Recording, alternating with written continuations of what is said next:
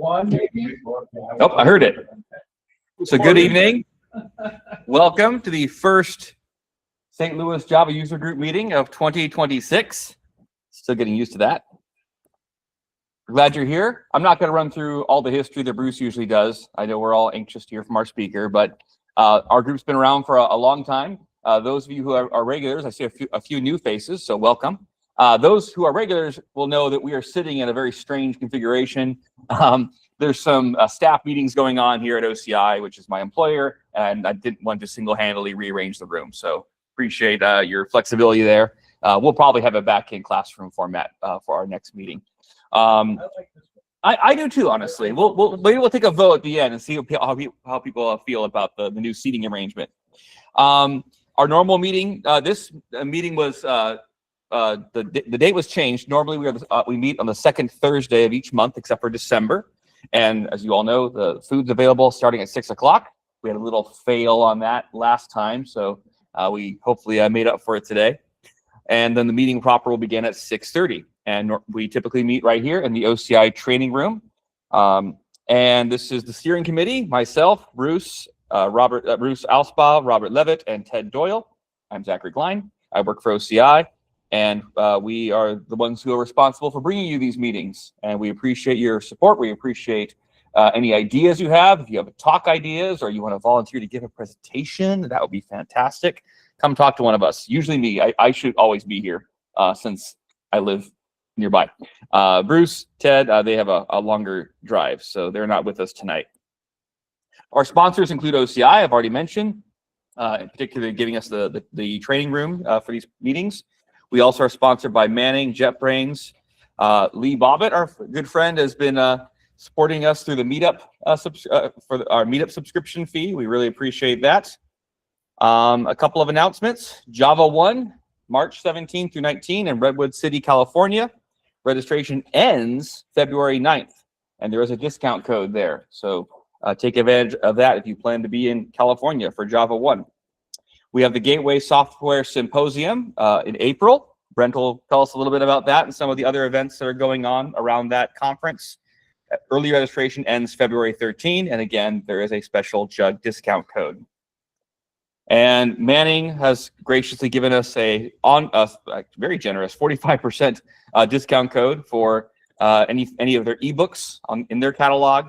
And Jay Zimmerman, who organizes the Gateway Software Symposium, sponsored the pizza this evening. So thank you very much to Jay and the No Fluff, Just Stuff crew. Upcoming presentations. So February 12th, we have a presentation on Apache Druid, Kafka's Missing Database by Dave Klein. That is actually my dad. He formerly worked here at OCI. He now lives in Arizona. So he's going to be giving the presentation next month.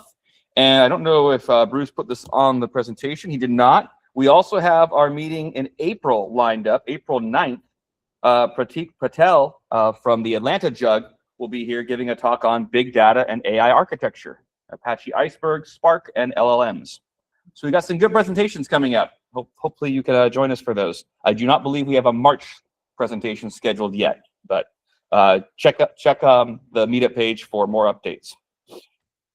Let's miss that right there. So meetup.com, Gateway JUG, to get notified about future presentations. And then we do record these presentations and they are uploaded to the YouTube channel. You can see there on the slide. And please email us if you have any suggestions or ideas at the googlegroups.com address there at the bottom. I'm now going to turn things over to our speaker for tonight, Brent Laster from Tech Skills Transformations, Gen AI Training Preview and Testing with GitHub Copilot. So Brent, take it away, sir. All right. First off, let me switch out of this and get my slides. Thank you, everybody, for coming out tonight. I know it's a cold Thursday night, and you guys are supposed to get a little bit of winter weather this weekend, like I hear. I'm actually from Raleigh, North Carolina area, and we've got, I think, 7 to 9 inches or something coming on Sunday, and some ice coming in and stuff too. So looks like it's going to be an interesting weekend. Let me make sure that I can get my slides started here. All right, and let me make sure that I'm sharing this on this. Sorry for the infinity screen. Just give me 1 second here. Actually, for the folks on the phone, can you see my slides okay? Yes, I can see your slides and I can hear you fine. Fantastic. All right. All right. So we're going to have some audio in parts of the presentation tonight. I recorded some demos and stuff. So we'll, if you will, just make sure if you can't hear that or can't hear me at some point, let me know, virtually throw something at me or whatever. So welcome again, everybody. Thank you to Zach and Bruce for having me here. And thank you to Jay for No Fluff Just Stuff sponsoring my trip out here and connecting me with you guys. I appreciate everybody coming out. And appreciate everybody joining us online too. So like we said, we're going to talk about 2 things now. We're going to talk about a preview of some AI training that we've got coming up in the St. Louis area just prior to the Gateway Symposium at the end of March, April 1st in there, 3 days of AI training. We're going to give you a little bit of preview about that, talk about some of the AI topics we're going to be covering there, kind of give you a little bit of insight into things, a little taste of that.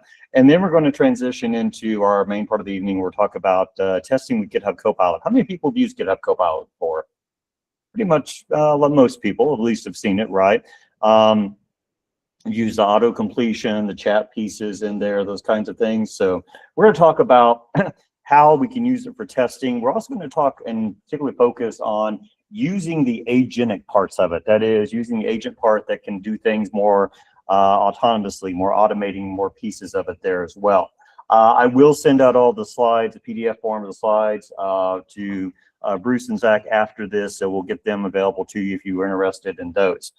Okay, so a little bit about me very quickly. As I said, I'm from the Raleigh-Durham area. There's some information on my social media and stuff. If you're interested in connecting with me after this, feel free. Always happy to make new connections.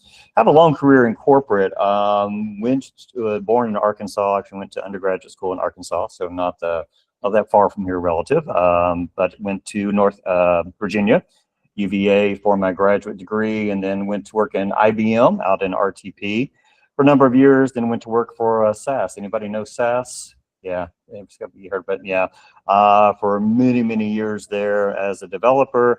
Didn't do a lot of Java. That was back more in kind of the C++ days and those kinds of things. But did a a lot of different languages in there. Then moved into management. Don't hold that against me, but I tried to still keep my hands in the technology space there. Went on to become a director in DevOps organizations, had some security organizations, Kubernetes, database Postgres groups, and a lot of DevOps type of things, release engineering over the years. But along the way, I found I really like to talk to people and do training and stuff. So I created a company called Tech Skills Transformations. We work with No Fluff Just Stuff quite a bit.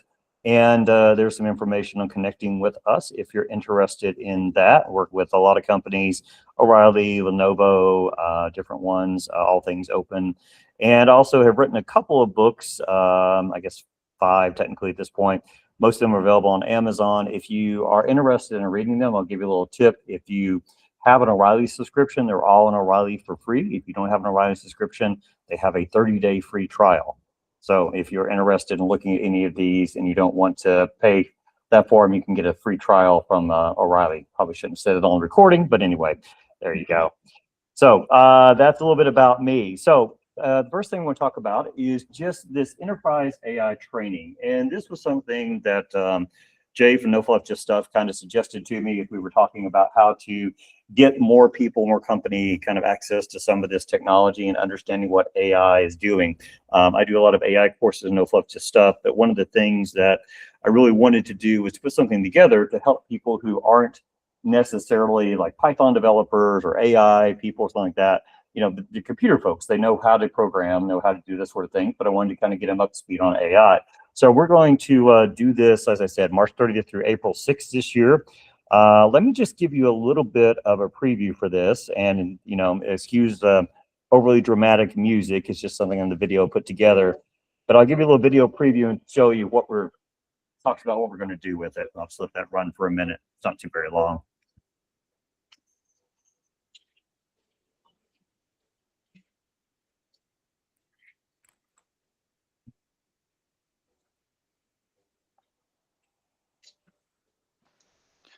I'm having trouble with the audio on your recording. It's not going? Okay.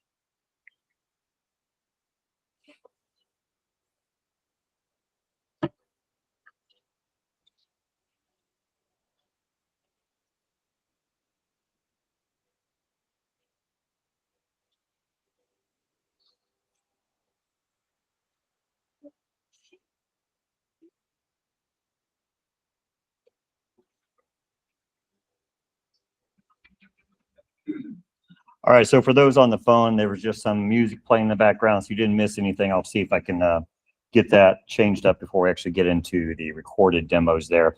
But that was just kind of a preview of that. And you might have seen some of the buzzwords you've heard of, like RAG and MCP and AI agents and stuff like that.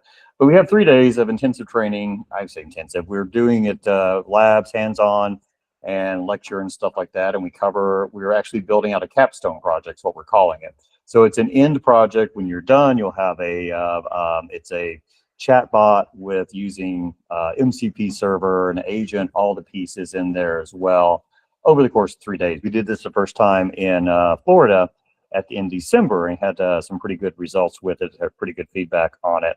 So if you're interested, maybe check that one out.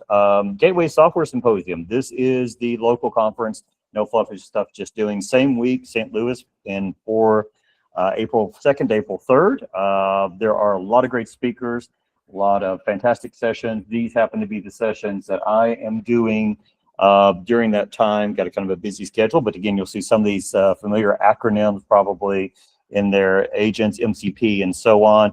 I did want to mention before I forgot to put this into the slides. There is a discount code if you're interested in the Gateway Software Symposium. You can, for $100 off, you can use Gateway lowercase or capital G lowercase Gateway capital JUG1. And I'll send this out to email to Zach and Bruce so they can forward it to you. But Gateway JUG1, JUG1, they'll get you $100 off. And if you're interested in that AI training we're talking about, there's a $200 discount code. This one's a little bit more longer. It's EAI Gate JUG2, but I'll send that out again in email if anybody's interested in that. So let's talk about why we're doing this, the AI skills gap. You know, one of the things that I think it doesn't matter how good you are in AI or not AI or whatever, there's always a skills gap because AI is always changing. It's evolving. It keeps moving so fast. You know, even those of us who work in it all the time and who are training on it really have trouble keeping up with everything in there. And so, you know, it's not that people don't, the intention's not there. It's more about the knowledge. And so we tried to put together this training just to help people understand all the acronyms, understand how it all applies, and build out some code to get you some real experience with it. And when we talk about what we're doing here and kind of the AI stack in general, we look at it from the standpoint of having like the foundation models. These are the things behind the chat GPTs, like the open AI models, or behind the Gemini or the Anthropic models and such, the foundation models. Those are core to everything. And then we build on top of that RAG and knowledge. So what does RAG mean? RAG means Retrieval Augmented Generation, which essentially is a way of saying we take our local data, our code bases, our policies, our PDFs, our documentation, whatever the case may be, that we have within our organization or company, and we actually put it into a form that we can easily find things that are very similar to a query that we have. And we find the most relevant pieces of information, and that's what the retrieval part is of RAG. And then we add that back onto the prompt that we send to the model. What that does for us is it allows us to have relevant data that we have found from searching our data store and have the AI consider that in addition to its own training. So it's not just answering questions or answering prompts based off its training, it's also able to use relevant data from our side. We'll talk more about that in a moment. Tools and copilots, we just talked about GitHub Copilot. Of course, sitting on top of things these days, we have all kinds of AI assistants out there, even things like, Alexa now are using AI models and such to do things. But we have lots of, anybody use Claude Code? Right?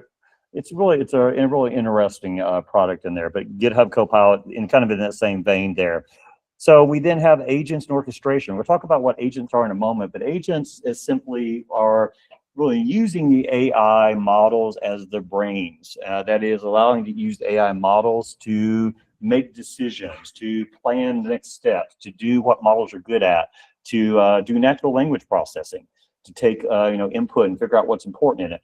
And then we build code around that to interact with that AI model, to read its output and to pin things to it.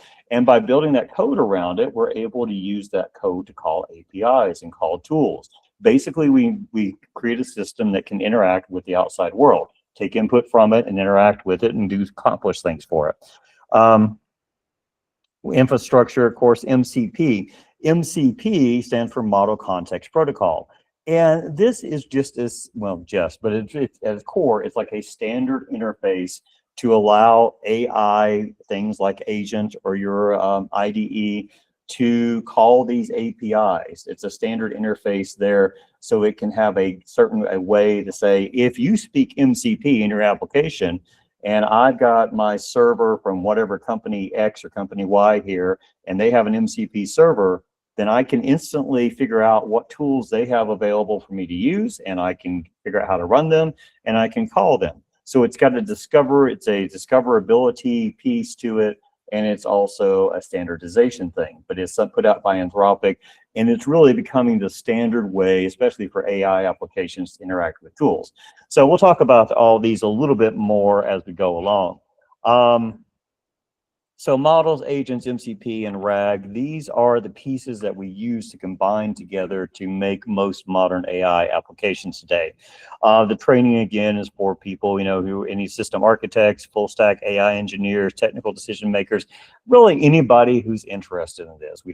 I don't design these trainings to have a set of core requirements, really. As long as you're a programmer, you've got some experience with that, you don't have to know Python or anything about the AI pieces. That's why we wanted to do it. So let's talk about a couple of these things really quickly: models, RAG, and agents, just to kind of give you a feel for it. I always like to do, as I say, remove the mystery, kind of demystify some of these things. So let's start out by kind of relating this to a process that we all have been through. Learning academically. When we start learning things and thinking about, I'll draw a correlation here with how models learn. We start talking about going to school, going to college, reading all these books over time, getting all these lessons, and we form these memories. We form these learning paths in our brain. Probably some of the things you learn in, grade school, elementary school, are still ingrained in there, things that you remember, or sentences or things the teacher taught you, whatever. You form these patterns and you learn about the world, you learn how to put things together. In the same way we all learned how to program, right? We learned about the syntax, we learned about the semantics, we learned what could go with what and what would predictably come after this, what was, incorrect syntax and all that, by doing it and by learning it and by reading lots of information. And then you graduate. So when an LLM here stands for a large language model. We're talking about these large AI models that are behind things like, again, ChatGPT or Gemini or any of those kinds of things out there. So when they are learning about things, when they're being trained, what happens is we have them digest a lot of data, a lot of text. And over on the right-hand side here, I've got like some text examples. No, it may be kind of small for you guys to see, but there are some sentences here representing this. When you're really training the models, they expose them perhaps to, the most of the information from the internet. Or if they're learning about coding, they might expose them to all of the GitHub repositories. That's how actually Copilot was originally trained, on the OpenAI models. So when they are exposing to this, what the model is doing is it's going through reading the words, digesting the information, and it is learning about how these things are associated. And internally, what it stores these things is kind of in a multidimensional space. Remember in school, we all learned about like the XY axis and graphing things and how close points were to each other. Similar sort of thing, except that instead of 2 dimensions or 3 dimensions, we're talking about hundreds or thousands of dimensions. So this is internally, we can't visualize that. So we're just putting in a 2-dimensional graph.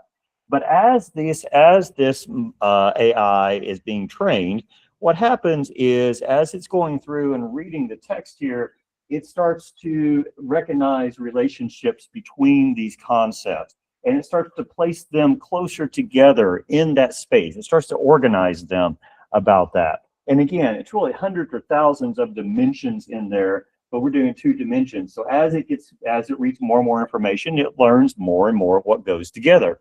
In the same way, like when we were learning to program, we learned about, what syntax was and those kinds of things. And the other thing it does is as it's reading these information, as it's digesting, doing all this training, it's also forming connections or weights.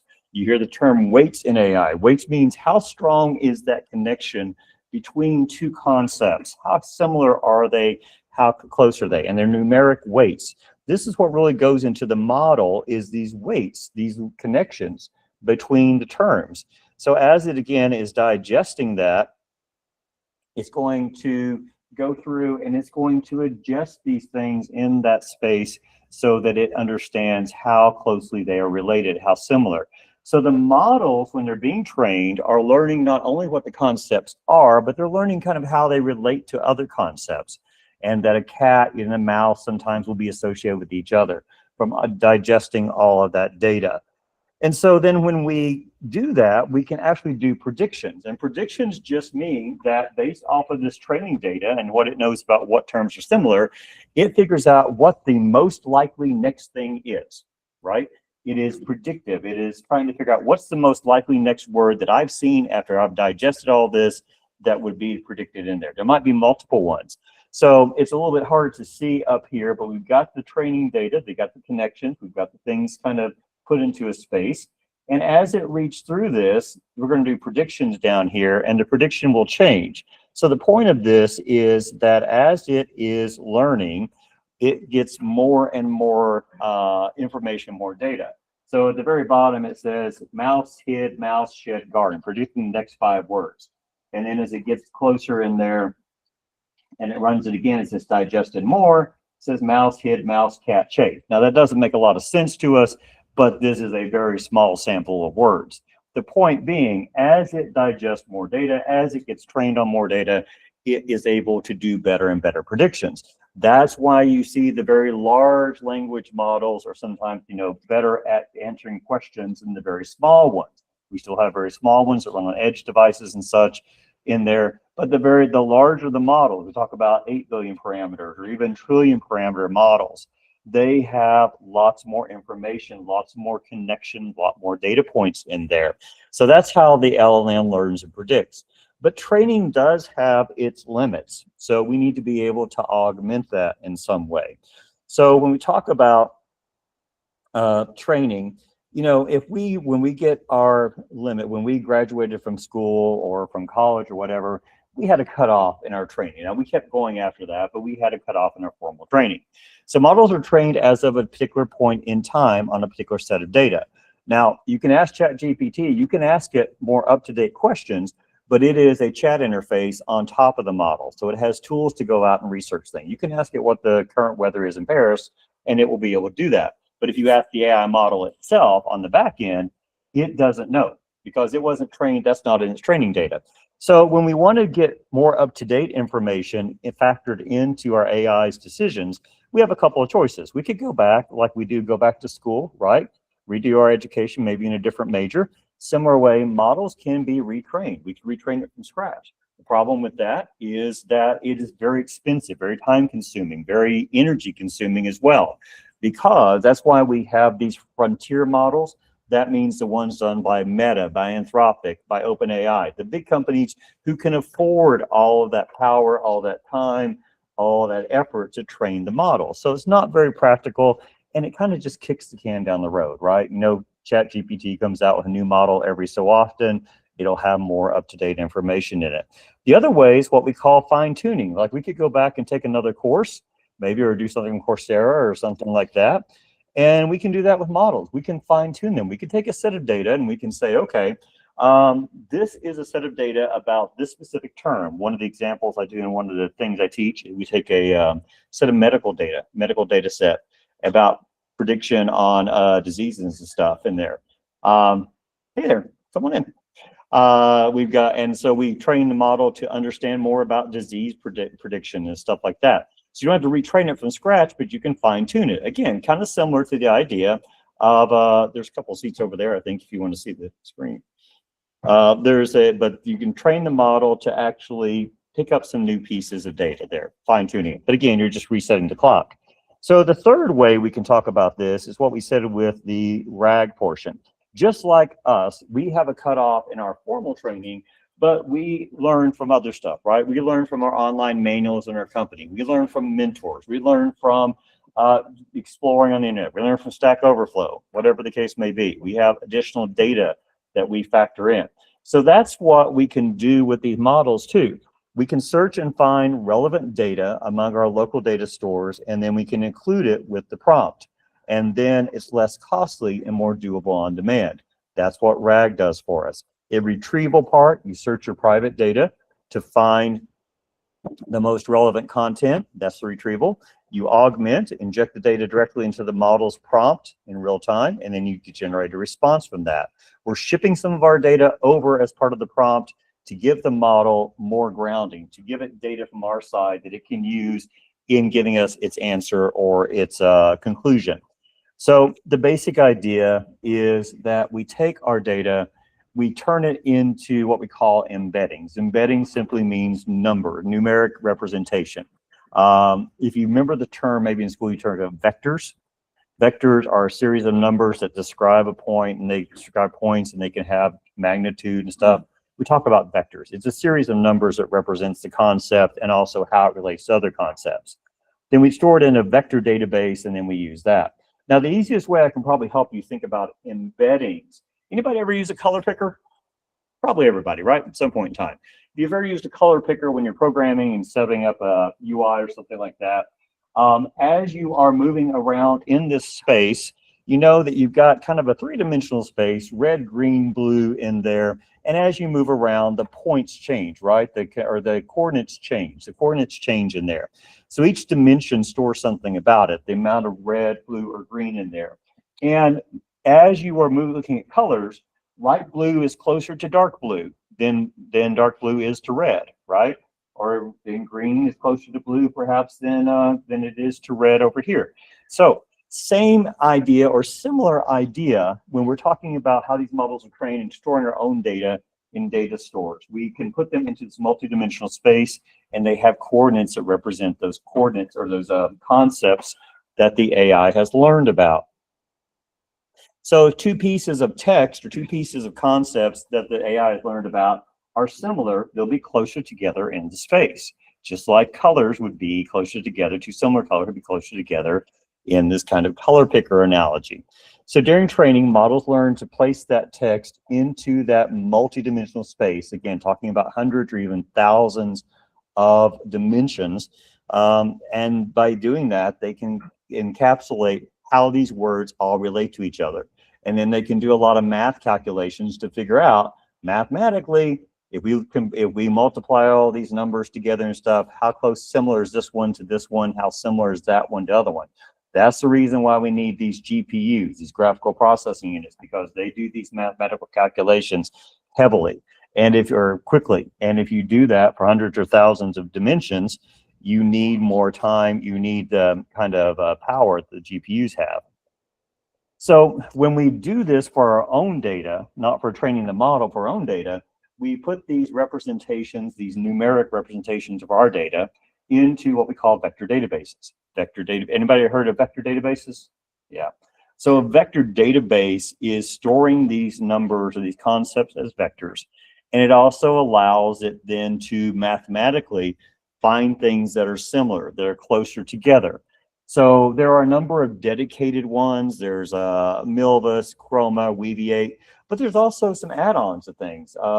Anybody Postgres person in here? Yeah, a couple folks. Postgres has PG Vector. PG Vector is an add-on for Postgres or a plugin, whatever it is, then to be able to store vector information in Postgres. So if they don't have it out of the box, they probably have a plugin or stuff to be able to store these sorts of things. So this data that we have for our documents or for our pictures or for our even audio, whatever, we take that and they can go, it goes through a model. There are AI models that understand how to convert different kinds of data into the numeric representation. And then they can store that in a vector database. So these series of numbers that represent part of the audio or part of the image or a word or a concept in there get stored in a vector database. And once they're stored in there, then they are available for us to search. So in terms of like thinking about this, again, the video, so the picture here, the setup is that we are parsing our own documents. Let's say these are HR policy documents. And what happens is we take these documents, we break them up into chunks, and then each chunk gets placed in that space. And that gets represented as vectors in there. So if you look at what it's doing here as it's moving along, as it's reading the words in each document, it's putting them into a space there and grouping them together. That's similar. That's basically how it stores the data. But again, there's hundreds or thousands of dimensions, not just two. So we read the data, we chunk it. Now, if you're chunking like code, it might be a line of code at a time. If you're chunking documents, it might be word or sentence at a time. There's different chunking strategies. But the point is, we put them into this sort of dimensional space where we can store information about the concepts, but it also gives us a way to see what's related to what else, what is close in that space, so it's more similar, what is further apart, so it's different. So this is the basis of RAG. We create these vector databases with our data. We take a query. So we did an HR policy thing, and we just store that in our database. Then if we add a query, overtime policy for contractors, let's say somebody asked about that, it would turn it into a similar set of numbers. It would do the computations, and it would come back and say, hey, in your vector database, in your local data store, we found 3 pieces of information from your policy PDFs, time tracking, leave requests, benefits, enrollments there. Basically looking in our data store. This is not a keyword search. This is a mathematical search, finding things that are mathematically similar, using fancy formulas like cosine stuff, and you get values, you get the most similar things. So we search our data, our vector database, to find the most relevant pieces. And then when we do that, we get those and we take that. That's the retrieval part. Then we augment it. Augmenting simply means that we are taking those hits and we are adding them on to the prompt that we're going to send over to the AI model. That's the augmenting or adding it to it.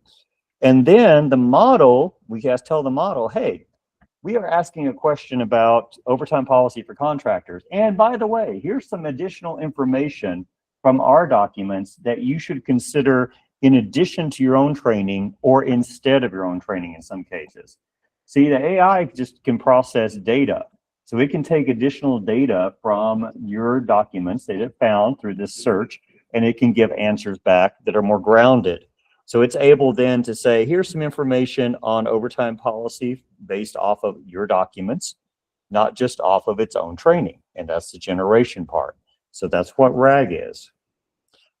But models and RAG turn out not to be enough because really there's no, you have a limited context window. You have a limited amount of stuff you can do with that. You're still then interacting with having like a conversation, right? You're still having to have that back and forth with the model. We can't interact with outside systems. We can't get input or take output from them. No autonomy. It requires constant hand-holding. That's where we get into agents, and agents are all the rage these days in AI. What agents do for you is they let the AI model be the brains. They let it make decisions. They give that sense of agency, that is being able to act, being able to decide, being able to quote unquote think about step by step how to solve a problem. And so what the agent does for you is it allows the AI to interact with the outside world and through using tools. Tools could be an API call, for example, or a lookup of something, or a web search, whatever the case is. To kind of give you the overall picture, an AI agent is essentially an AI model that serves as kind of the brains again, that directs what happens. Workflow code that interacts with the model. The model can say, hey, I need to find out, the user is asking about the weather in Paris. I need to go find out the weather in Paris. Can you run a tool for me? Just like you might send a message to somebody on your team and say, hey, I don't have access to run a tool, but I know you can get the information. Can you run this tool for me, maybe to get the numbers for the upcoming meeting, right? For certain things. You can ask for somebody else who has the ability to get the information, tell them how to do it. The model can do that. The model can print out text and say, please do this for me. And then the code in the agent can read that and actually go and execute the API. So this is what an agent really does. An agent is essentially using the model to kind of do the decision-making, do the direction of things, the process, the planning, the natural language manipulation, and then having code that will read and interact with the model, and then being able to have the code call tools. Tools could be an API call. And if the API call comes back with an answer, the code can feed it back to the model and say, hey, here's what the API gave back. And the model can make that into something nice to present to the user.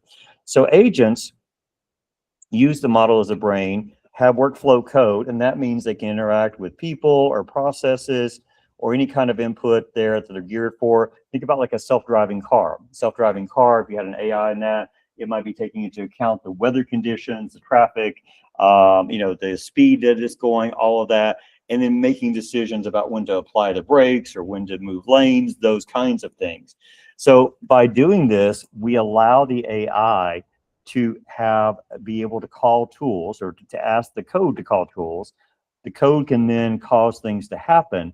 And that's why people are so excited about AI agents, because that gives you the capability to make AI interact with the real world. And so that gives the people a lot of excitement for automation, for being able to do things that are tedious and those kinds of things. Not saying they're all, roses and peaches and cream in there, because they're absolutely not. There's a lot of hype about it, and they kind of, we've seen an adjustment with it, but this potential is there. And the ability to use this AI to get things done in the real world, take input, and do those kinds of things is really what has made people really excited about agents. The ability to have agency, to gather input, plan, make decisions, and interact with the real world. And when we talk about how these agents think, or how they do it, they've been trained to basically do this sort of process, or we tell them to use the process, don't just give us the first answer you have. Go think step by step, right? When AI first came out, models came out, they were notoriously bad at doing like math word problems, because those kinds of problems, you remember from school, take multiple steps. You have to break it down and think, Bob has 3 apples, eats 1 today and eats 2 tomorrow, and gives Sue 1 next day. What happened? And so they started coming out with reasoning models. You probably heard of reasoning models like DeepSeek and such. And that's where they taught the models to slow down, think step by step. So the typical way that an agent works today, the loop, is it will go and execute something. It'll say, did I get the right answer? I asked a web search to be done. Did the web search give me the results I want? If not, then I need to ask for another web search. So it's the observe, think, act, and then keep going. We talk about the TAO loop, think, act, observe. Kind of that's how the agent gets things done. It figures out, did I get the answer I expected? Do I have enough information for a final answer? If not, I'll try this again. So why do agents matter in practice? Because they can do things like automation, they can be very productive, and they can integrate directly into your business workflows. If you can have an API or something to do a piece, then you could have an AI model asking the workflow code, the agent code, to do that. And so there's a lot more that we're going to be covering in the training, but I wanted to just kind of give you a little bit of a brief overview of that. We're going to talk about building, in the training we do, talk about advanced prompting techniques, MCP servers and clients, RAG systems, working with GitHub Copilot, putting stuff on Hugging Face, huggingface.co. If you don't know that one, it's like the GitHub for models. You can go out there and get all kinds of AI models for free that you can run, data sets and stuff. And we'll build out a capstone project. We'll use a web interface or UI interface called Gradio, which is from Python piece. We'll do that. And so we'll be building that over 3 days. So if you're interested, I don't want to take time right now to do the capstone preview. You saw a preview of that in the video there. So, but basically we're going to build out a pretty sophisticated chatbot with a lot of these things in the back end doing that. So I'll skip that. Why attend? I don't know about expert leadership, but anyway, there's a number of other reasons to attend if you're interested. This was a quote from one of the people in our first class that we did. And like I said, it went pretty well. We're excited about that. So point being, if you're interested, if you think your company might be interested in sending people, please feel free for that. If not, of course, that's fine too. I do suggest checking out the Gateway Software Symposium. A lot of good speakers at that as well. All right. And again, if you sign up for this, each one includes 10 no fluff, just stuff virtual workshops. All right. Let me pause there. I've been running on for a while. Questions about stuff we covered there? Or have I just saturated your brain? Yes, sir. Yeah. I came in late. No, that's okay. This AI training, as you're talking about, is that geared more toward technical side, software engineers, or more kind of a general overview? Yeah. So for those on the phone, the question was, is the AI training I was talking about geared more towards software development stuff or just a general overview? It is for software developers. You don't have to have previous experience with AI or Python. We'll do a lot of stuff in Python, but we're building out things as well. So it is more technical. You leave with code that you have to implement MCP servers and AI agents and all the pieces as well. Yeah. Other questions? Yeah. We had somebody. Bruce, do you have one? I have one. This is Ted. Is a training data labeled with the parts of speech, or does the LM have to figure it out? If the LM is trained in English text, how easy is it modified to answer questions in Spanish or another human language? And can this translation simply be done by giving a dictionary of what word in English matches with which word in Spanish or another language? Yeah, I think so. The question is, are the LLMs trained in a particular language, and how do they do translation? Yeah, and then is the training data labeled with parts of speech, or does the LLM have to figure out that dog and cat are nouns and chase is a verb and so forth? Right. So the answer is that they basically just throw the internet at them, and over time it will. The first phase of training is basically go through and read all this stuff and start putting the associations together, and eventually it will figure out that cat and dog are animals, and there. So they don't label the parts of speech there because there is so much data that these models are trained on. The humans don't get involved in that initial phase. They just say go through and parse all this stuff, read it out, and start forming those, putting the things in the right spaces and such in there too. Now later on, after that initial trainings, you can have people coming in and actually kind of helping the AI understand particular things.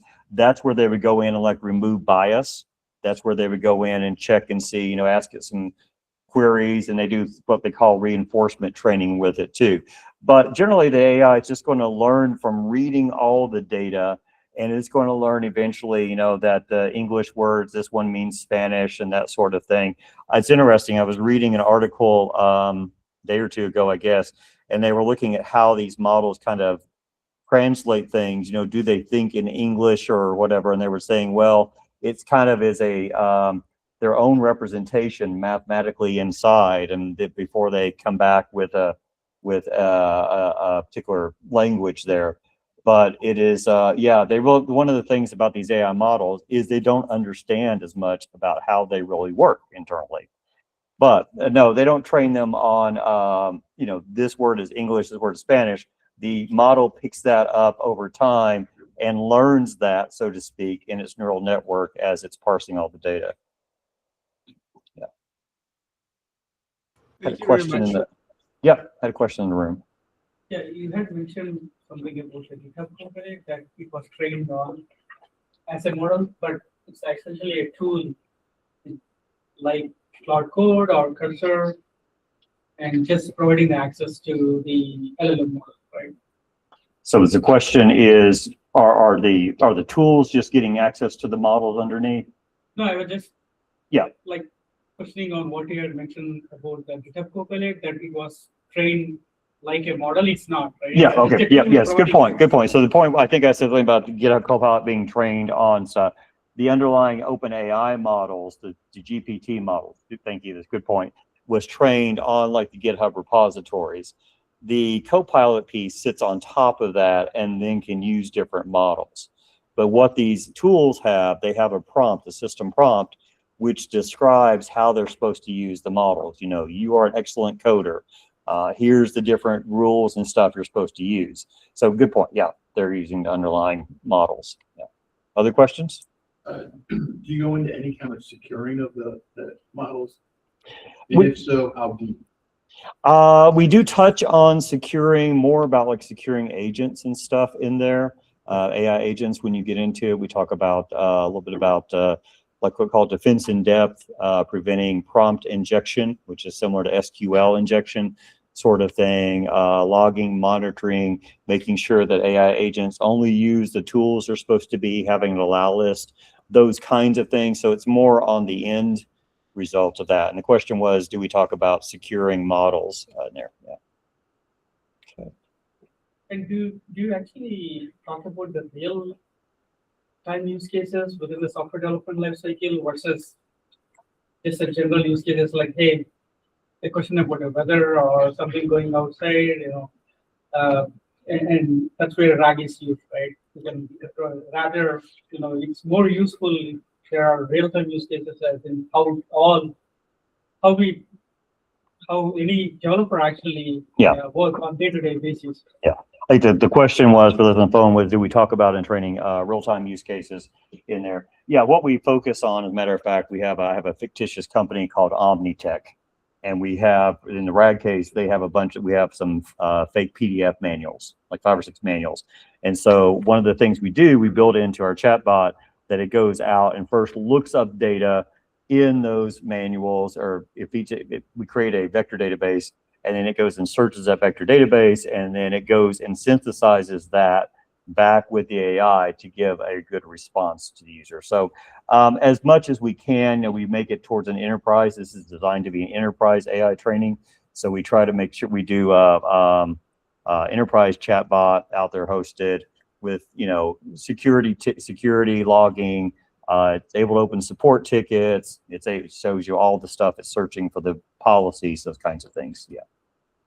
Yeah. Okay. All right. Second part of this is supposed to be about testing with Copilot. Zach, are we good on time? I know we still got we're kind of pushing it here a little bit, maybe. I think we're good. Okay. All right. Let's go ahead and go back in, and I'm going to try to make sure for those on the phone that we have, that I share my screen and share the system audio too, because I do have a couple of recorded demos here. And if we start to get, Zach, I'll rely on you to throw something at me if we start to get too long-winded here. So give me 1 second, folks. Get another piece of pizza or something while I get this set up. Pizza. We're out of pizza. Oh no. There are beverages in the mini fridge over there, and there are also some snacks on the counter.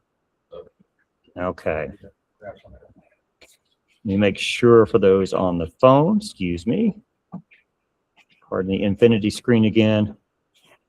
Let's see. Okay, share tab audio, entire screen. No, I want to just share.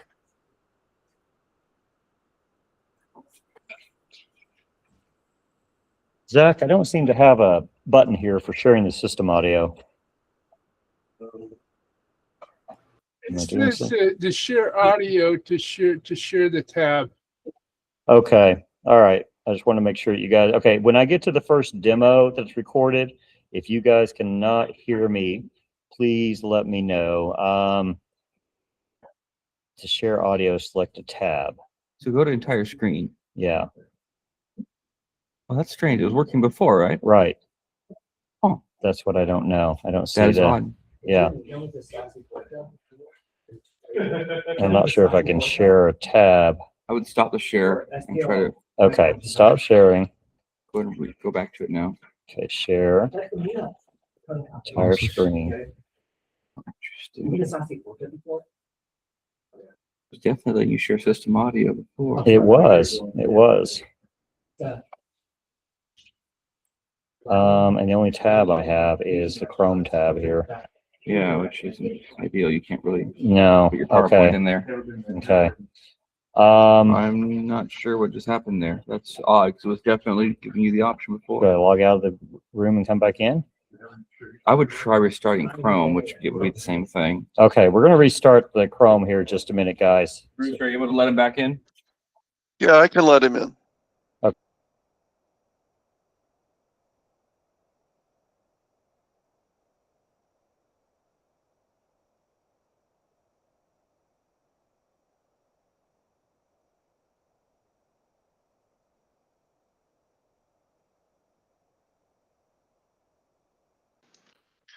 Brent, you're muted.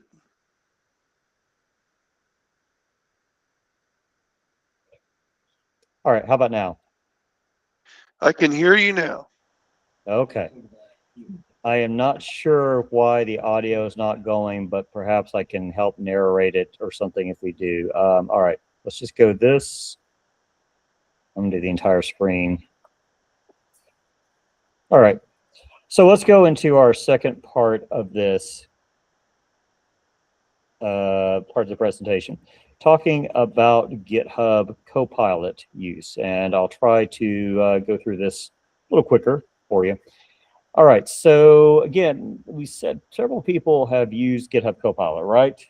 Okay, so a little bit about, you've already seen this. We'll skip over this. You don't need to know more about me. Reminder to UberConf 2026 is coming up, July 14th, 17th in Denver, Colorado.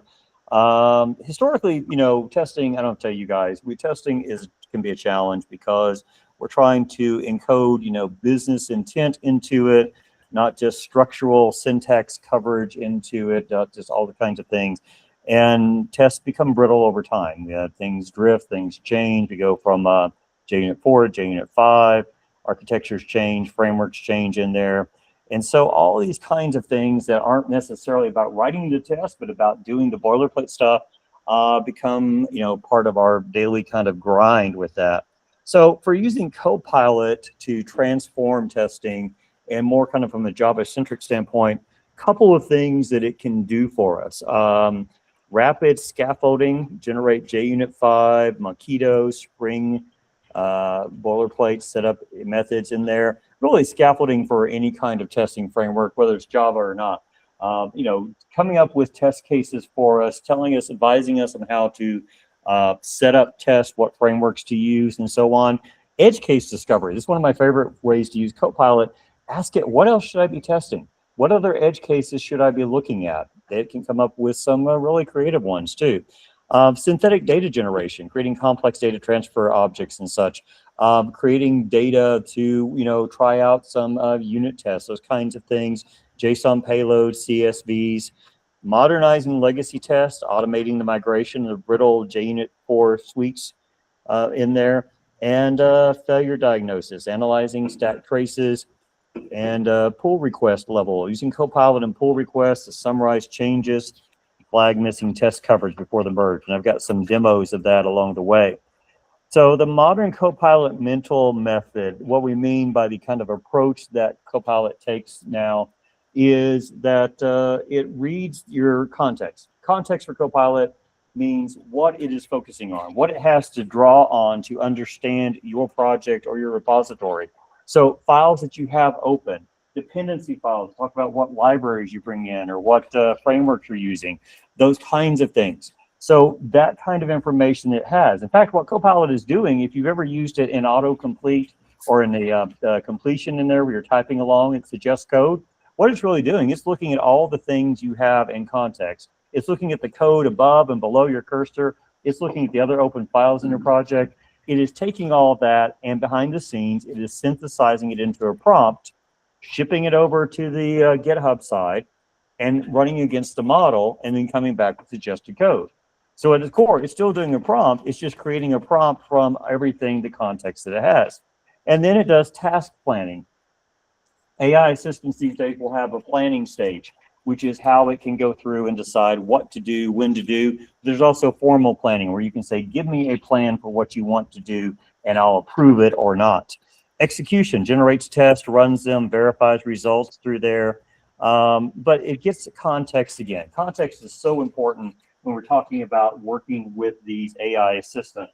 Context again, from what's open in the active editor, what's open in the workplace files, or the diffs in Git, or the execution logs. In fact, one of the strategies, if you ever use one of these models, you know, it's been trained at a certain point in time, it does not know what it's been deprecated since then, since it was trained, right? Sometimes it can produce deprecated code. I've seen it, when I do Copilot, formal Copilot training, we talk about that.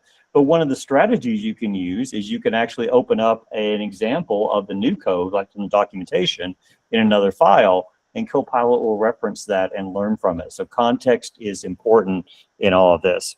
The general flow for testing here, if we're talking about, thinking about this kind of from 4 pieces, the developer, the user, Copilot, the workspace, and then the test runner. The idea is that when we, as a developer, you're putting in a prompt or a query, you're describing the testing goal. The Copilot is going out and gathering context. It's looking at what you're working on, what libraries you're using, what kind of your code, what your coding style is based on the code around where the cursor is and stuff. And then it's planning its steps. It's thinking about what needs to happen first, what needs to happen second. Do I need to generate tests? Do I need to go and read some more files? What do I need to do? And then it sends it over and generates the test. At that point, it's going to go and run the test. It's going to go and run the test in the test runner and get the results back to Copilot. So that's the general sort of loop, describing the testing goal, gathering the context, planning the steps, generating the test, and running the test in there. Copilot's interacting. You're giving instructions to Copilot. Copilot is using the context it has in the development environment, and then it goes and generates the test. So there are some shortcut commands. Now this varies by IDE. How many people are VS Code users? Anybody? You people? How about IntelliJ? Okay. What else do you guys use? Notepad? Okay. VI, yeah, I have done VI. I did Emacs once, but yeah, but anyway. So VS Code, I'm sorry, Copilot integrates very well with VS Code. GitHub, you know, owned by Microsoft, they put everything into VS Code first, and they make sure it all works smoothly. It doesn't work as, it may work in most cases with other things. IntelliJ, though, sometimes lags behind, and sometimes it's not as smooth in there. So I just want to put that disclaimer out there. It varies by IDE. But there are shortcut commands in Copilot, such as /test to generate the test in JUnit 5 or test in G, /fix to fix the problem, suggest code patches, /explain to explain code, or /setup to set up test in there. So there are a number of different things that you can use, or shortcut commands, the built-in commands. These are meant to be kind of fast, quick commands just to do stuff in a very quick fashion with that. So when I use these with prompts, you typically have, generate or /test, generate test for my code. So I wanted to show you a few Java prompt recipes. When you're talking about working with AI, prompting is key. Giving it the instructions, think about it. I tell people, think about your AI as almost like an intern or somebody who's new to your team, being that you need to give them more direction. So if you think about it from that way, generate 5 JUnit tests for this method, use Mockito, verify interactions and exceptions, create parameterized tests for these boundary values. If you were trying to train somebody new on your team or trying to give them explicit direction about what needs to be done, so they would use the right library, so they would do the right thing, this would be the kind of thing you would do. So that's the way I usually work with my AI coding assistants. I will think about them as being like a new person on the team, all right? That's just some of the examples. All right, demo 1. I'm going to see first off if by chance the folks on the phone can hear this. Let me see. Okay, so this demo, we're going to take a look at. I can hear it. You can hear it? Yes, I heard that. Okay. All right. So let me go back to making sure that I've got the right one here. It's not the right one. That's not the one I want. All right. Let me open up. I've got a couple of demos here. Give me 1 second. Come on. All right. Let's see if I can get this one. Nope, not that one. Got too many demos here. Sorry, folks. 1 second. So what I did was I recorded some demos here because I wanted to let you hear them so you wouldn't have to just watch me stumble through tech talking here. And I'm going to run these at a little bit faster speed, just 1.25 with that. All right, here we go. Okay, the first demo, we're going to start off by calling down a repository, kind of a mixture of code in it, some e-commerce and user management, some banking stuff. So I'll go ahead and pop that in here, get that cloned down. This is the standard VS Code stuff. And we got our code cloned down now. We've got it available to us. We've also got Copilot open over here on the right.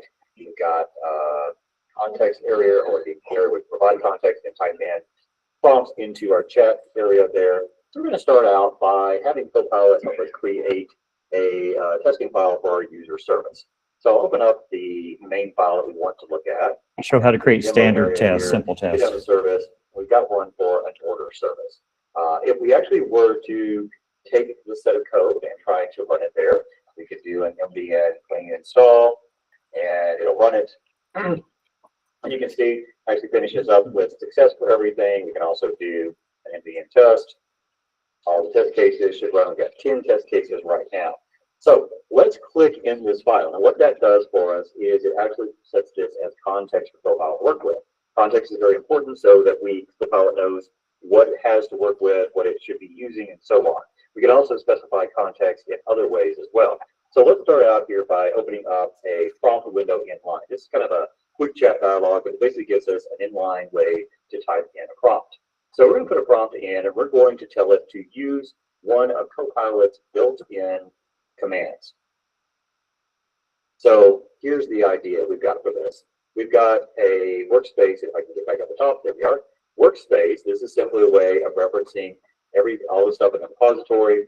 /test is a shortcut command that Copilot's providing using Mockito, telling it what to use there, create a setup method for mocking repositories and clients. Again, it's looking at everything in the workspace, but it's also keying off of the file that we have open now. We're using Claude Sonnet here. This is one of the models that's available. Different models have different cost factors in terms of how much of our built-in quota they will use in terms of communicating with large language models. So we'll go ahead and just set this to auto for right now. That gives a little bit of a saving, and typically will give us an okay outcome for these kinds of things. If you needed a different model that was more powerful or such, you could choose one. So we'll go ahead and send this off, and we're going to say, hey, we're going to use Sonnet 4.5, and we may need to enable that. That's fine. We'll go ahead and allow it to do that. And it's going to now generate code for us, potential code for this testing service that the service test that we want to have for the method for mocking the repository clients and doing the testing in there. So once it's done, we can actually choose, we can review the code, and we can choose to either accept it or to close and just say, nope, we don't want to use this after all. Now, some of you may have already noticed a problem with the code, and we'll talk about that in a moment. I'm going to go ahead and accept it for now. And one of the things here, when you accept it after that, we also need to make sure in this mode where we're not having Copilot do everything automatically with an agent, but we're having an execute command. We also want to make sure that we actually save the code there with the right name. What Copilot tends to do by default with these shortcut commands is it will instead actually just put it into give it a file name, which is the first line of the code. So for this case, I want to make sure that I put it in the test area, put in Java, com, example, demo, service, and we'll go ahead and call it, and after following the convention, we'll call it order service test.java. We'll save that out there so we've got a new test file available to us. So let's make sure that it actually runs. And we can see here we'll run the MBN test. Quickest way to get to it. And we actually have an error. So Copilot is not going to be, of course, infallible. It can introduce problems with it. And there's actually a bug here. And I know what the bug is. You probably, those of you who are familiar with this kind of Java coding, will know what the bug is too immediately. You can see here, syntax error on package import expected. But let's get Copilot to fix this. What I'm going to do is bring up that quick chat dialog again. And there's a built-in /fix command. I'll click on the /fix command and just tell it to go off, fix it, and it immediately recognizes the problem. Package declaration must be at the beginning of it there. So it's going to suggest a change for it automatically. I didn't have to tell it to go and fix it. It gives me a candidate. I'll say accept that. And then we'll go back and try it one more time.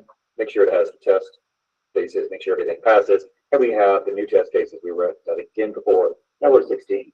Everything passes, so we're good to go. Now, I know that was riveting, but it's still better than listening to me try to fumble around and talk and type at the same time. But the point is, a couple of things out of that. You can see the shortcut commands give you a quick way to do it. Also, see, Copilot sometimes messes up. It got the package declaration after the imports there, but we were able to go back and use Copilot with the /fix command, shortcut command to do it itself. Questions about that one? Yeah. Would you be able to do like 100% coverage, you know, with it know to do light coverage versus additional coverage, stuff like that? You're asking, could you ask Copilot to generate coverage test or to get a certain point? You can ask it. It's not a guarantee. That would probably be more like one for the agent model we're going to talk about, to say get to this certain point, but it's not going to be a guarantee. If you said 100% coverage, you could probably get by 80% or something like that. You can certainly have it generate tests for coverage. Yeah, coverage data. All right. Yeah. What model were you using? This one was using, the question was what model were we using? We used Sonnet 4.5. Okay. Yeah. But Copilot comes with a number of models. The trick is they have something called premium request, which means that if you use some of the fancier models, they have a certain quota for a number, depending on the plan you have, how many requests you can, interactions, that's probably a better way, how many interactions you can have with the model through chat especially. And so if you use some of the higher end models as they're newer, they will count sometimes 2 times, 10 times. Some of the older models will count 0.3. So it just depends. You have a certain quota depending on the level of plan you have. All right. Bruce, just let me know if there's any questions, please, that come in over the online. All right, let's go ahead, talk about testing on the basics. So, you know, Copilot can do the basic /test thing. It can also help you set up frameworks, though, recommend appropriate frameworks and step-by-step. For example, I was working on one. This was a Kubernetes operator. If you don't know that, it's basically an automation thing for Kubernetes, probably heard of Kubernetes platform. But I asked it simply at workspace /setup test. At workspace is an identifier to Copilot, which means use all of the stuff in the project. Consider all of the files, all the pieces in there. /setup test is another command, which basically says, help me figure out how to test. If you're taking on a new language or something, this can be very useful. If you're taking on trying to a new project, help me set up tests. In this case, what it did was it looked at the context. It said, based on your structure, it appears you're working on a Go project, probably related to Kubernetes, so forth and so on. Pick a testing framework. And it gave me several testing frameworks that work for Go. And so then I picked one of those. And it can't see, it's hard to read here. But what it did was it actually said, okay, you picked the testing framework. Here's an example, controller test Go. Here's an example file, how to do hello world. Here's how you would run it. So these copilots, these assistants are able to not only give you suggestions for what to use, but give you examples of how to do it and examples of how to run it, which is a real benefit when you're trying to learn something new. So what is Copilot today? In 2026, Copilot is still got the code completions, the simple things like that, generating tests, but it's moved more into the agent world. This is what we were saying, you know, agents are all the rage now. So all of the kinds of coding assistants all have agents built in. That is, they have things that if you turn them loose, they can go and keep going and figure out what files to change themselves, make decisions about it, figure out how to change the code, write their own test. In fact, if you let it, it can go through and keep running until either all the tests pass, or it will sometimes throw up its hand and say, you know, I need help. I've seen it do that once, I think. But it's basically multi-steps. It's iterative. It keeps going. It goes across the IDE, pull request, and it supports a lot of capabilities. But basic tenets when you're working with these coding assistants here, in terms of skill level, my suggestion is, again, treat them like an intern or someone new to your team. That does not mean, you know, berating them if they do something bad. It does not mean, you know, calling them stupid or whatever. No, when I was a director, I had probably a fifth of my team that were first years in their new career, we called them, and they were some of the smartest people I knew. But the thing is, these folks are not as familiar with your code base. They don't know all the history. They don't know all of the intricacies of it. So you may need to give them more direction. You may need to be specific. Use this library. We can't use that thing because it has a vulnerability. Or we use this coding style, right? You may have to give them more direction. You may need to do more review for them, more review of what they produce to make sure it's of a quality there, just because they're you know, new to the system. So that's the way I suggest you think about the AI. Give it specific instructions. Be ready to review it. Be ready to iterate and keep working with it. It has to be subject to the same kinds of reviews, no validation shortcuts in there, and prompts and context are key. Giving it the right context, having the right references, files for it, and there are key as well. But also remember though, AI can hallucinate. It does hallucinate. I think when they came out with 5.2 and GPT, they said it only hallucinates 15% of the time now. Isn't that great? It's still 15% of the time, right? But it says it can be out of date. We talked about it. It's training with a cutoff.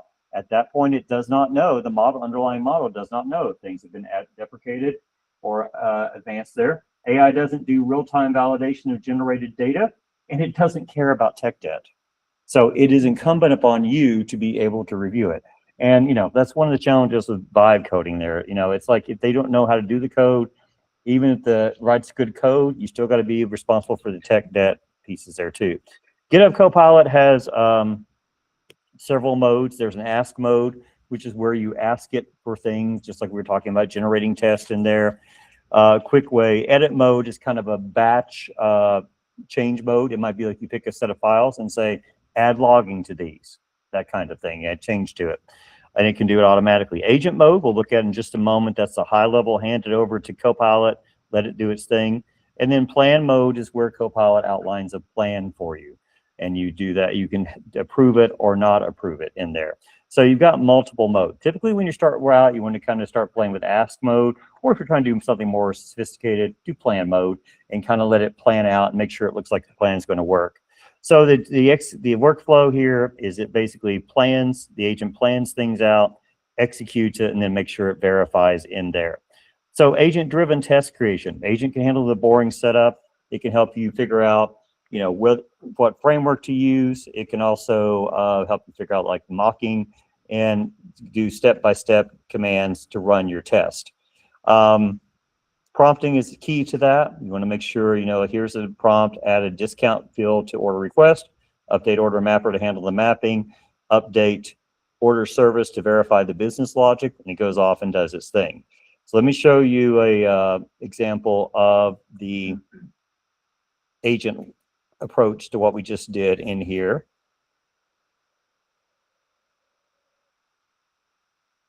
Okay, this demo, let's take a look at doing the same thing we did in the first demo, but doing it with the agent mode of Copilot, letting the agent be more, letting Copilot be more autonomous, letting it kind of update things for us without us having to guide it and hold it all the way through.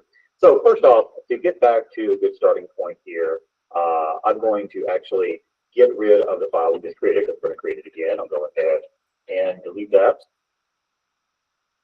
And then we'll go back to our original file. Now notice here that at this point, we don't have anything over here in the context area. So we could go back and click on the file to open it, but also if we want to add in additional context, we can simply go and say this add context button, and then we can search for files, or we can use some of these pieces here, like finding it, clicking on that. We're giving Copilot references. So this add context button telling it gives what you a to lot of focus on. flexibility in the kind of things that you can manually add for context if you need to. So again, we're looking at that for context, and we're going to use a prompt. And a prompt is going to be very similar to what we had before, except what we're going to do is we're going to just not tell it to use the shortcut. I'm going to paste the prompt in here. You can see create a JUnit 5 test for the service Mockito. So basically the same thing we had before, except it's not using the /test shortcut. Also notice that we're in agent mode. We've got a number of the modes here. We're going to use the agent mode, which again allows Copilot to decide what to change, how to change it, still have us review it, but to do things more autonomously. So let's go ahead and run that. It's going to take a moment while it goes and analyzes everything. And instead of create a comprehensive JUnit 5 test for the order service class using Mockito, it's gathering context about what it needs to do. It's going to spin for just a minute. Okay, now it's actually gone through and started creating code for us. And notice that right away we can see that at the very least it created code that did not have that problem. That problem with the /test seems to be something that Copilot has just with, or it seems to be something that Copilot has with using that shortcut command. So we've got this. We've got a potential, we should have a file down here. Let's look at the service. There's our order service test.java. And notice that we've got kind of these indicators here saying where Copilot has changed something. If something's been changed in these directories all the way down to this file. Now we've got a pretty good explanation from Copilot itself about what is created, the test structure, the test coverage in there, the key testing features that are implemented, and so on, the happy path and their error conditions that follows. And we've got 210 lines changed in a file. We can go through and review it. Now in this case, there's only one change to review because it is a new file. If we had multiple changes to the existing file, we might have multiple areas to review. We're going to go ahead for now and just say, all right, keep them all by clicking on the keep button. And now that I've got that, I've got my file out there. Let's go ahead and have the agent test it. Let's say run the test to verify the new file is correct. And there's other ways you could phrase the prompt, but this should be fine for us. And one of the things that happens when we actually ask the agent mode to do these kinds of operations for us is that it's going to initially stop and say, is it okay for me to run these kinds of shell commands? If it's running a command in terminal or shell there, it wants to make sure that it's okay for it to do that. Now you have an option here that you can click on just allow, or you can skip this if that wasn't the right one, but you could also just say enable auto approve if you really trust the agent to do everything that needs to be done. Now you probably only do that in cases where you're really confident or it's an experimental area where you don't have other changes going in, those kinds of things. But now I'm just going to tell it to go ahead and allow that. It'll run the test for us. Looks like things are all passing successfully now, at least for that subset of tests as the test command was defined. So now we're going to allow it to run the larger set of tests there. And you should be able to see that it's got 18 tests now. So it has the additional test in it that all succeeded. And again, it gives us kind of a summary here. Says here's the summary of the test running, what was verified, all those pieces. But notice again, we actually didn't have to type in any code or create anything.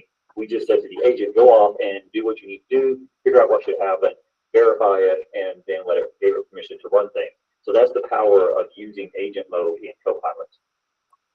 Questions about that? So the agent mode allows Copilot to be more autonomous, right? It tends to go out, figure out what to do, what to change, and then do it. Now, when it does these kinds of things and you see it running things and they're trying things out, it's actually running in a sandbox environment. So it's not actually changing things until you say it's okay to accept it.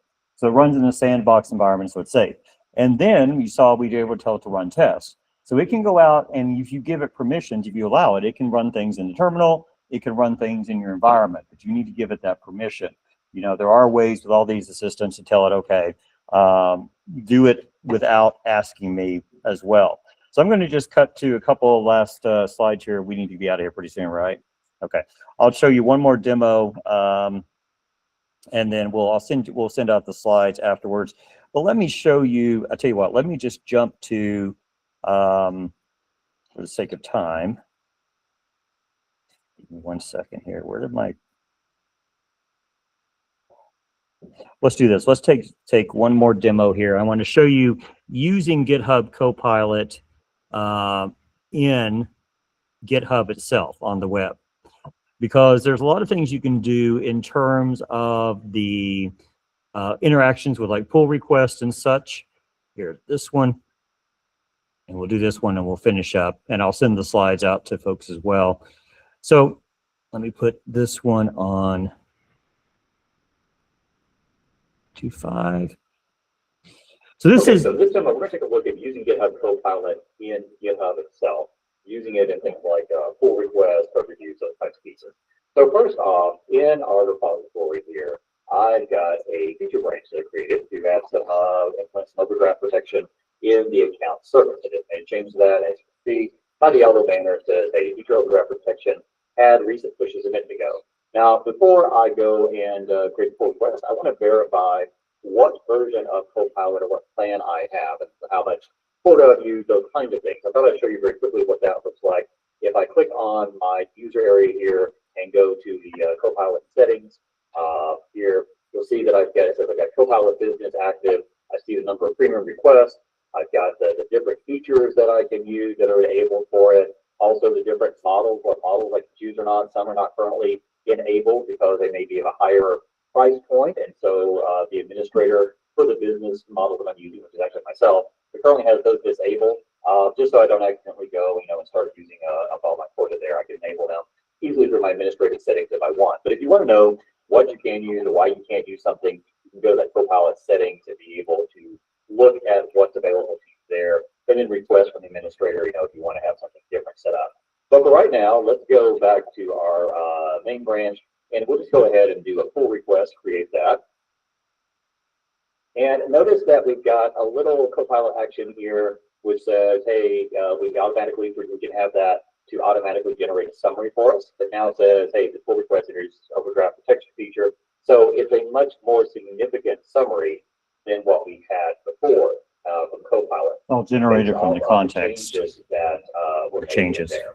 So you can see we've got that. Now, once we've got those pieces, we'll go ahead and create the pull request. But having that automatic feature, and that is something that's not available on the free plan. You have to be on a paid plan to get that. Having that, we can go ahead and create our pull request.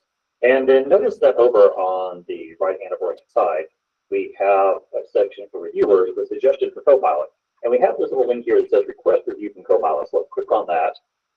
Have Copilot generate its own review. We'll give it just a second to run.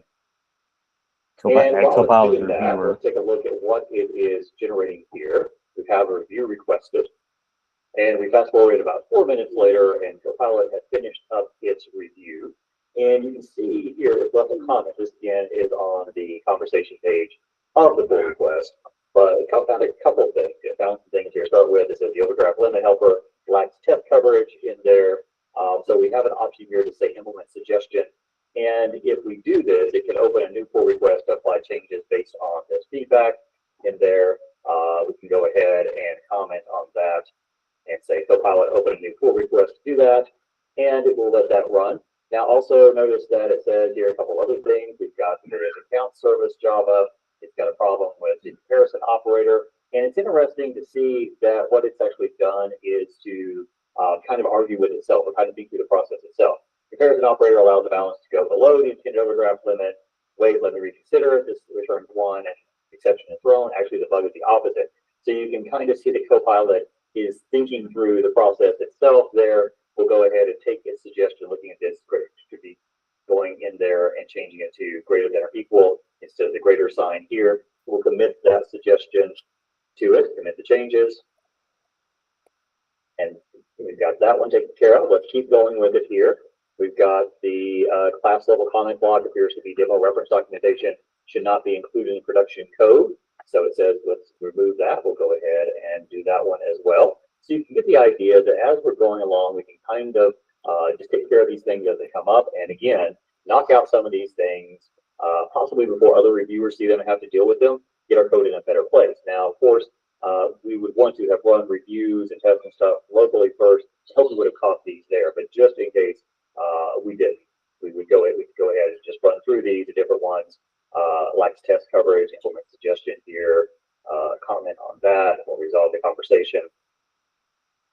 And then we'll go ahead, commit the suggestion, and just continue through doing that for that. And then you'll see that it says, hey, I am opening up a pull request here to add feedback on the overdraft protection implementation number 3. Does I open a new pull request for you to work on those changes once the pull request is ready? I'll request review from you. And in fact, if we go back up to the pull request feature now, we've got the pull request included that GitHub Copilot automatically open for us. You can see them here, for example, the one that adds test coverage for the overdraft lender, adding 3 test cases. You can see all the things that Copilot did on its own for you. So it's got all of the pieces still work in progress until it's actually reviewed and approved by us. Likewise, we've got one for the overdraft protection there. Got kind of the changes and test scenarios and such as well. So we've got several pull requests there that are available to it, and we could go through and then finish that out and finish up with resolving these other issues that it found in our initial pull request, and have Copilot help us with that. So you can see that we can accomplish a lot of review, a lot of resolution, just by having Copilot act on reviewing our code and act as a reviewer for our pull request, things that we probably want to make sure we found ourselves or found before we had another reviewers trying to merge it in there. So very useful in GitHub as well as in the IDE. All right, so the point of that was simply, you can see, adding Copilot as a reviewer in GitHub itself, like in a pull request, can find a lot of these things, and it can make it easier than for other reviewers not having to wade through this or find things you wish you'd found yourself, right? You can do the same thing in the IDE. You can add Copilot as reviewer in there. All right, I know we're out of time. Sorry for keeping you so long with this. So before we finish up, I'll send the slides out for Bruce and Zach, send out everybody. Any questions, though, about anything we've talked about tonight? Yeah. So the Copilot as a reviewer, right? So yeah. Do you think we can actually provide a standard review template? Yeah. As a prompt template so that that's standard across the enterprise? Yeah, and that's a great question. The question was, can you provide a standard review template for Copilot reviewer? So Copilot, GitHub Copilot has ways, I think they're called custom instructions now, where you can define instructions, templates, saying you're talking about rules for how it generates tests or how it responds to chat or how it reviews code. So those are all things that you can customize, or you can put your own framework in and say, we use this, for that. Always answer things with this way or something like that. So yes, you can actually add your custom instructions. Where do you inject that template? You can do it in a couple of places. You can do it in the repository itself. Typically there's a .github, or you can do it at a higher level there. Look up custom instructions under Copilot. It'll tell you about the different places. Yeah. Anything else? One more question. Yeah. So what do you think about the spec-driven AI development? Spec-driven development, you mean like in a specking out the prompt or? The prompt as to what? You mean vibe coding? More so enterprise-wide coding, right? So. As long as you can understand and verify the code that the AI produces, hey, that's great. Use it for boilerplate. You need to get started on there too. The challenge comes in when you just start to say, trust the AI that it's done things in the most efficient way or something. A lot of coding early on from Copilot, people said, oh yeah, this is great, let's push it up there. And it got rejected at the merge part with the pull request in there too. So I have no problem with people doing that. I mean, I've done it too, but just basically you need to be able to understand the code, and you need to double check it, because I've seen things, and this happens a lot, but happens sometimes with Copilot.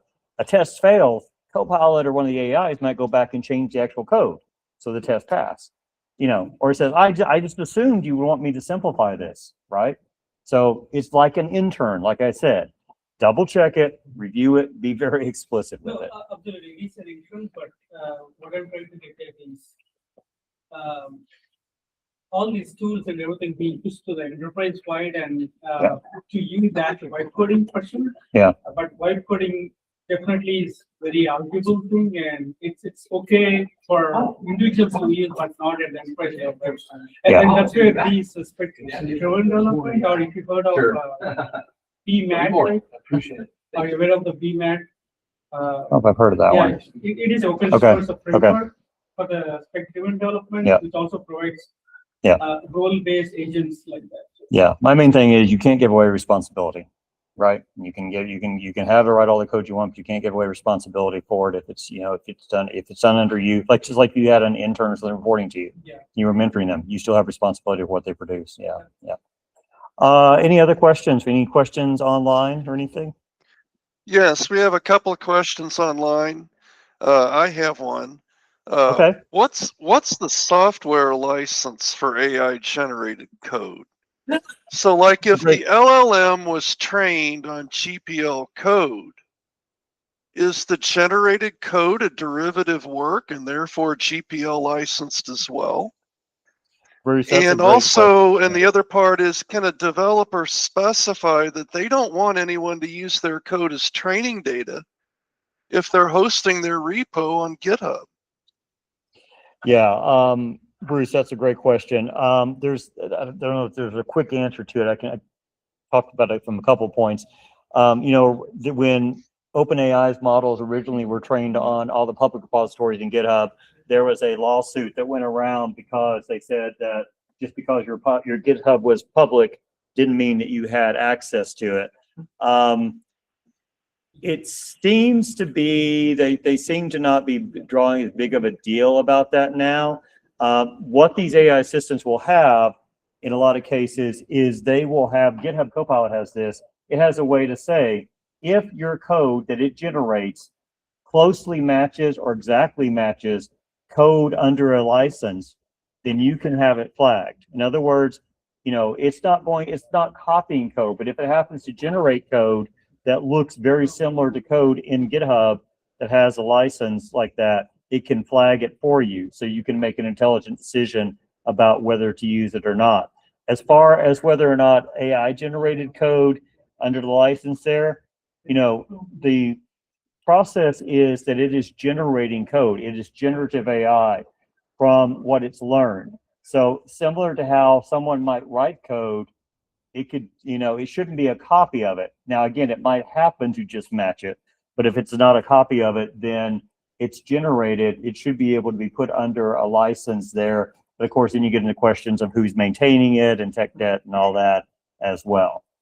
And I'm not sure if I answered all your questions, Bruce. Well, I was wondering can a developer, if they're going to use GitHub to host their repository of their handwritten code, can you tell GitHub, please don't use my code as training data? You can opt out at least inside the enterprise. I mean, in terms of not having the AI interact with it. I don't know, there probably is, but honestly, I don't know if there's a way right now that GitHub has made available to say, don't use my public code. I'm not aware of one, but I haven't kept up with all the developments of that. Yeah. Okay. It's all public. Yeah, I mean, it's pretty much open source at this point. But I will tell you, for example, right now, some of the books that I've written and stuff like that, I've got Anthropic, or they've got lawsuits about those, and I'm supposed to be able to opt out of that. But anyway, that's a different topic. But okay. Yeah, Bruce. There's another question here from Julia. Currently working with VS Code with Copilot generating tests and saving my time, but still engineers keep full accountability. Yes. And she says, great session. Thanks a lot. Oh, I appreciate that. Thank you. Yeah. Did you ever run out of tokens in GitHub? Okay, that's everybody online. Okay. There was a question here, do you ever run out of tokens? In GitHub Copilot, it's what they call premium request. So you have X amount of premium request. And a premium request is essentially an interaction, a chat interaction usually with one of those models. So I don't know if you saw in one of those demos, I was showing you some of them had like 2x or 0.3x or whatever in there too.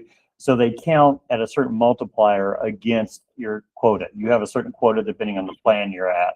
So you don't run out of tokens, but you can run out of premium requests. And of course you can purchase more. I think it's like 4 cents there. So, all right. One challenge that I found when using the GitHub Copilot is if I have a project repo, it's unable to actually see the entire context at the product level. Right. Yeah, the question, I think the point was that if you have a very large project or something that can sometimes has trouble seeing the context. Yeah, that's usually a challenge with very large repositories. However, there should be a way for you to manually index it. They do like indexing of it, which means they go through. Yeah, you can tell it to go through and index it, which means put it into a form, kind of like the vector database that we're talking about with RAG. So you can do it manually. Yeah. I think Zach's wanting to sign us off here. I know. Sign us off pretty soon here. Yeah. Yep. Sorry. Thank you, Brent. Yep. Thank you, everybody. I appreciate that. Yeah. All right. So really quickly, again, reminder, February 12th is our next meeting in this room, maybe in this configuration, maybe not. I've already asked Bruce to prompt the folks online if they would like to be part of the raffle. Please drop your name in the Q&A feature so we can tally you up. And the way this is going to work is very simple. I'm just going to number everyone off. If you'd like to be in the raffle, I'll include you. If you would like to pass, that's fine. Just let me know. I'm going to just number everyone and